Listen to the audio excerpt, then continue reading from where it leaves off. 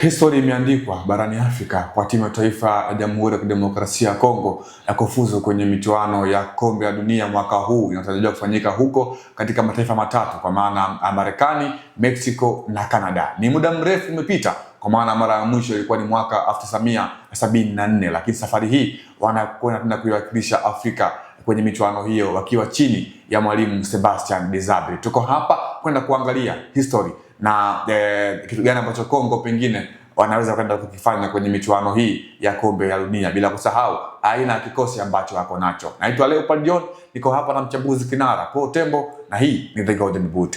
Paul Tembo, hatimaye Afrika inapeleka timu 10 kwenye michuano ya Kombe la Dunia kwa mara ya kwanza kwenye historia.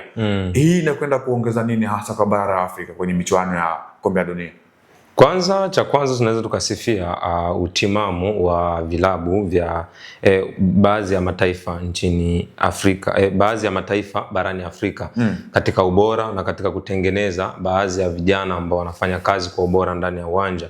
Haya yote yanapelekea timu za mataifa 10 kwenda kwenye Kombe la Dunia. Kwa hiyo kwangu mimi naweza nikasema kwamba tunasifia sasa ubora wa vilabu kujitengeneza kwenye mataifa. Yaani ukiangalia timu za taifa nyingi zimetengenezwa pamoja na vilabu mbalimbali.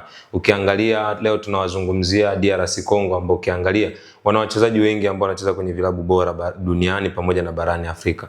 Kwa naweza nikasema kwamba utayari wa kutengeneza watu, utayari wa kutengeneza vijana, utayari wa kutengeneza mabenchi ya ufundi yaliyo bora, yote ndo yanachangiza kuona haya ambayo tunayaona kwa sasa, kwamba timu mataifa 10 yanaenda kushiriki kwenye Kombe la Dunia. Ni jambo la kumshukuru Mwenyezi Mungu, lakini pia ni jambo la kuwashukuru wale ambao wanapambana kufanya hivi kila siku na kuisaidia Afrika. Sawa, ya kufuzu Kombe la Dunia ni moja, lakini kufanya ubora kwenye hiyo michuano ni mbili. Je, kwa aina ya squad ambayo unaona kwenye Costa DR Congo, wana huo uwiano wa kwenda kufanya vizuri kwenye michuano ya World Cup? Cha kwanza DRC Congo ni miongoni mwa taifa ambalo kwa siku za hivi karibuni kwangu mimi kwa bara la Afrika ni miongoni mwa taifa ambalo limewekeza sana katika ubora wa wachezaji kujituma ndani ya uwanja. Kwenye mchezo dhidi ya Nigeria, baadhi ya watu waliutabiri ya kwamba Nigeria angepata ushindi, lakini nakumbuka niliwahi kusema ya kwamba Kongo ni miongoni mwa taifa ambalo kwanza ili umfunge mpinzani ama ili uwe bora Leopard John, lazima ujitengeneze kwenye maeneo matatu ndani ya uwanja.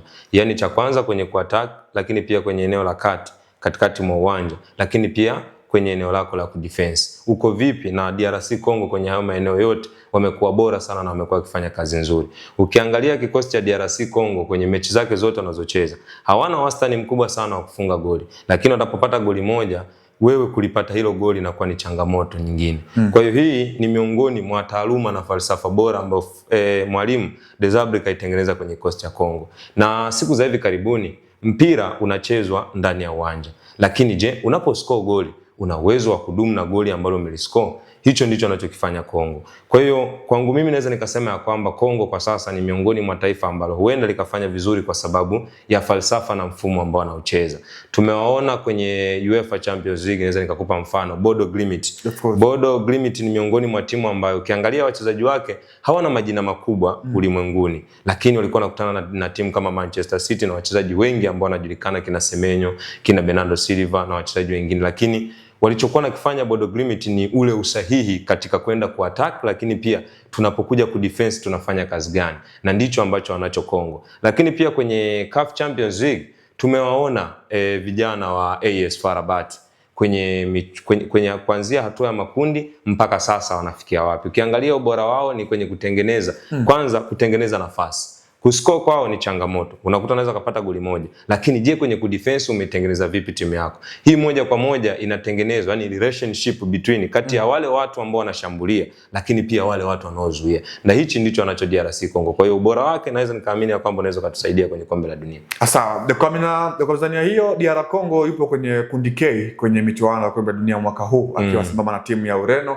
Azerbaijan pamoja na Colombia. Aina ya kundi lilivyo, tumtegemee DR Congo akifanya makubwa kama ilivyokuwa kama Morocco World Cup iliyopita pale nchini Qatar? Matayarisho na maandalizi kuelekea mchezo ndio anaweza kukufanya ukashinda mchezo.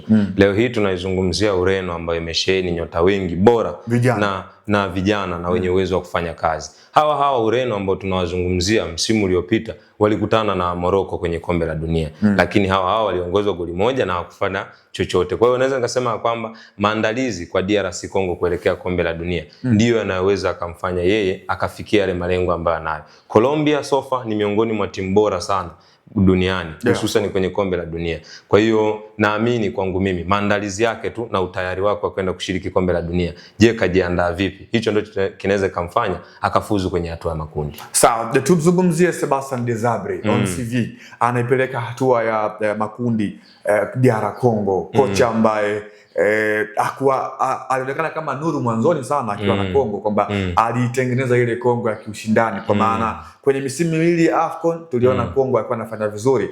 Kwenye AFCON 2023 alishika nafasi ya 3. Safari hii ametoka kwenye hatua ya nusu finali, robo finali. Unaangani Kongo ambayo ilikuwa ina ile ushindani mkubwa. Kwenye hili hasa Sebastian Desabre ni kocha namna gani moja kwa moja? Kwanza Sebastian Desabre ni miongoni mwa makocha ambao naweza nikasema kwamba niliwafuatilia alipokuwa pia na kikosi cha Pyramid.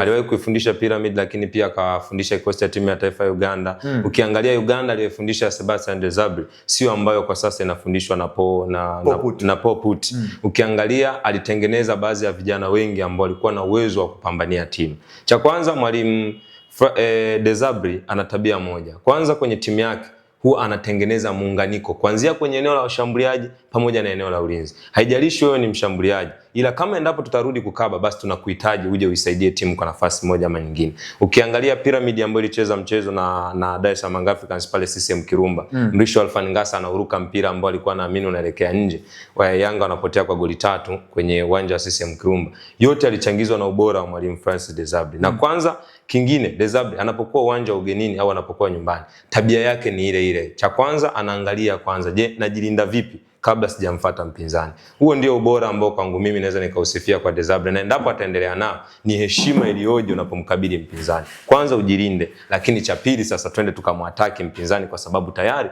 tumemheshimu vya kutosha na bado hajatufanya kitu. Sawa, kwa jumla kwa dakika 0 tu tuzungumzie hatima ya timu za Afrika na nafasi yao kwenye michuano ya World Cup safari hii. Timu 10, tutegemee nini sasa kwa timu za Afrika kwenye michuano ya kombe la dunia moja kwa moja?